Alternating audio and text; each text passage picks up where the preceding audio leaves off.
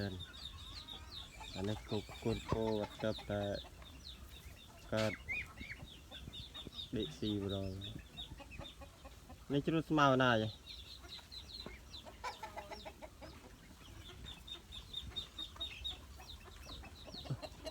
tận ngu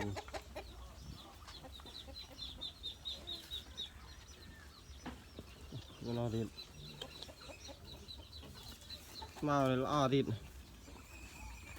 giờ ở chỗ này ya bây giờ ya cái bị cái bao thơ ya cái vật mùi đi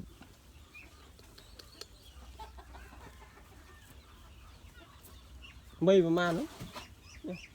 sao giờ không gồm